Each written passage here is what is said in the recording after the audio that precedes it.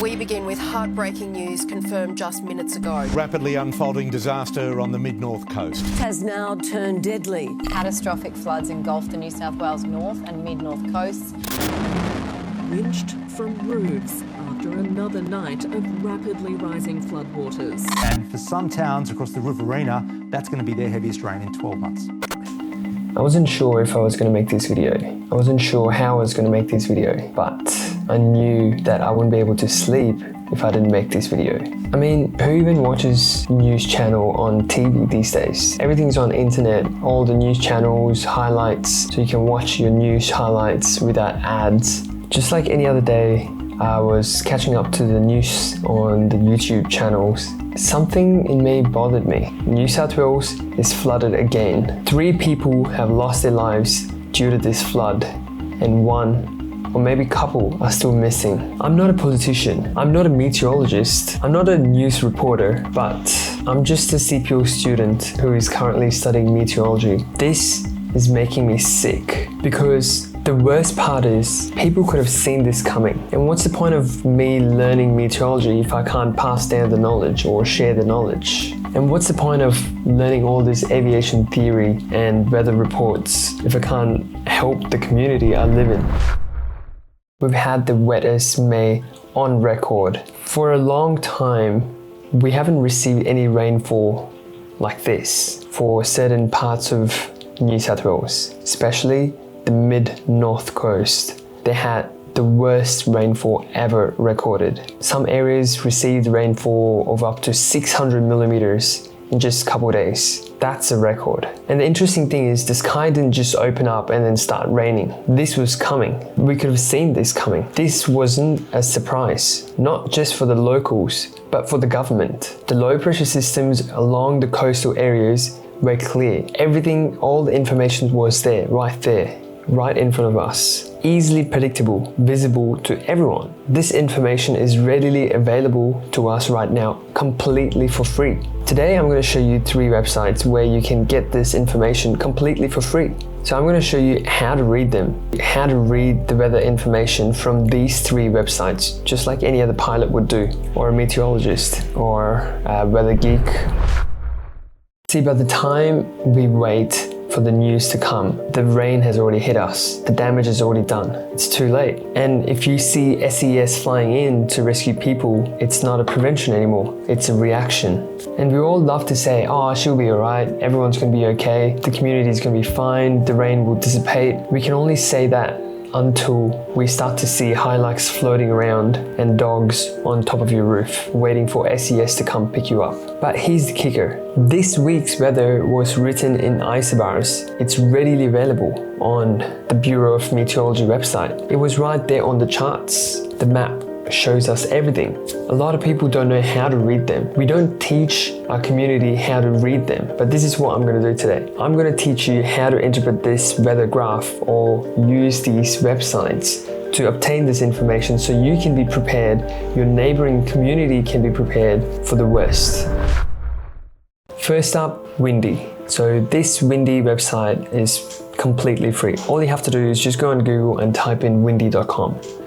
And when you do, you will get this weather radar information. You can hit the play button at the bottom and you get this small subtle animation where the weather is traveling and how the rainfall is going to go. You can click on the wind to see the wind patterns. You can see where the wind is picking up, where the moisture is getting picked up on the Tasman Sea, and then it's bringing back on top of the land. You can see how the coastal area is clearly impacted by this low pressure system.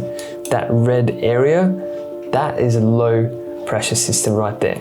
And then exactly opposite to that is the blue color over here, and that's the high pressure system where the weather is completely fine. Low pressure system is very notorious, and that causes a lot of instability in the air, and it just picks up all the moisture. And you can see as the wind's coming this way, the rain and thunder, and it can tell you exactly where it's coming. And you can see it's a high pressure system because it's spinning in anti-clockwise. In southern hemisphere, high pressure system goes anti-clockwise and low pressure system goes clockwise. And how do we know this is the high pressure or low pressure system? So all you have to do is hit the weather radar, see where the weather is happening, and then you click on the wind and you can see where the wind is blowing and in which direction the wind is blowing. And if you hit the pressure, and you can clearly see if we are in a high pressure system or low pressure system. So you can see at the bottom there is a legend or key. It says 990 is in the blue, and then 1030 is on the red, which means it's a high pressure. If we zoom out, we can clearly see in the ocean between New Zealand and Australia and Tasmania, which is the Tasman Sea, we are in a high pressure system. It's spinning anti-clockwise. So this is one of the free websites. If we zoom out a little bit, you can see the entire high pressure system forming. And if you go back, you can clearly see where the wind is coming from. We could have predicted this 2 to 3 days ago.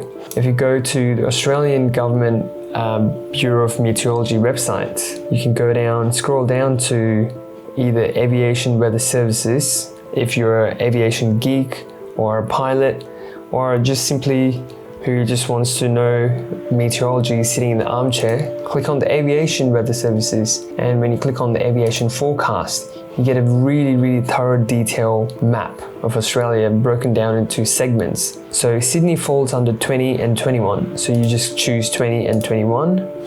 And then when you hit search, it gives you like a bunch of codes and random numbers and just jargons just thrown around. Worry not. Like I said, this is a free website. You can get this piece of information. All you have to do is take a screenshot of this, just like how I'm going to do it right now. And then open ChatGPT, explain this. Boom, there you go. It's a line-by-line breakdown of the TAF. For all you aviation geeks and pilots out there, this is one easy way to understand TAFs. Now, let's go back to the BOM website. So this is a little bit too tedious, but this is gold. If this information is too overwhelming for you, you can simply just go back home and scroll all the way down to the weather maps, just over here. So when you click on the weather maps, and when you click on the mean sea level pressure, you get to see this weird line graph drawing. What does that line mean? So each of those lines is a pressure gradient. If the lines are really packed closely, which means they're in a low pressure system, and the winds are so fast, as you can see in this section over here, it says 30 knots, and you can see how the lines are really close, tightly packed, and the number is 1008. From the previous website, Windy, we know if it's somewhere around 990, we're in a low pressure system. But if it's closer to 1030, we're in a high pressure system. And that's exactly what it shows over here. 1031 is a high pressure system, and you can clearly see 1013, 1010, which means we are obviously in a low pressure system.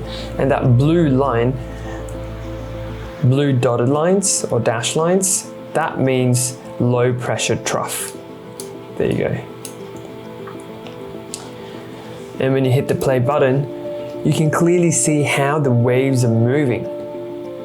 This is a clear indication how the troughs are moving out that way. And there's a trough forming, or the high pressure system is moving down. So you can see when you click today, that's today. And when you hit -6 days, so we can actually predict it 6 days in advance. We could have actually stopped this damage. We can't stop the flooding, but we could have stopped people from dying. This is really sad. This is really sickening. Like, how did the government sleep on this? How did they not prepare everyone to evacuate from that location? They knew this was coming. Why did the Bureau of Meteorology not take this seriously?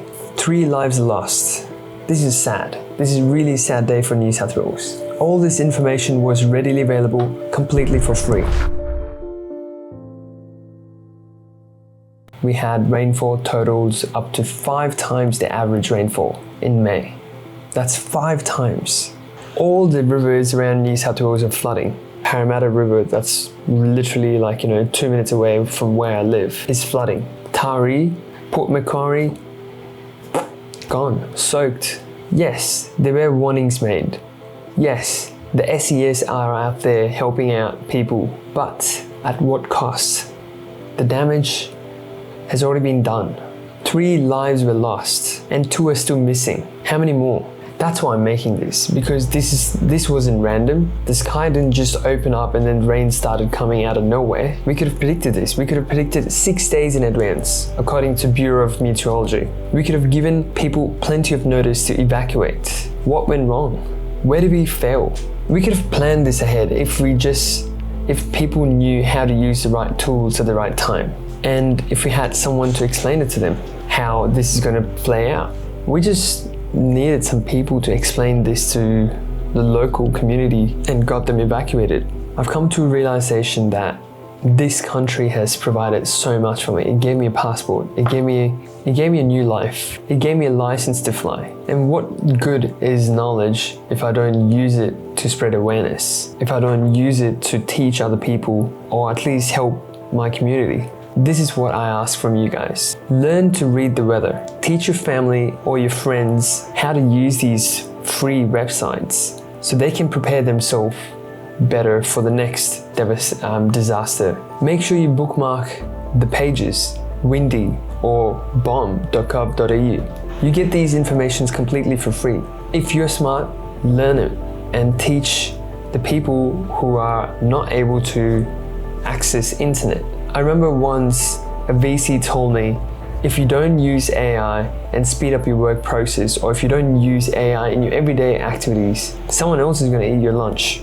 So if you're stuck in this website or windy, and if you don't understand certain things, just simply take a screenshot and then upload it to ChatGPT, and ChatGPT will explain it to you in detail. And this video is because no one should be caught off guard in 2025 about these disasters, weather disasters. The information is readily available for us. All we have to do is interpret them and make decisions, good decisions.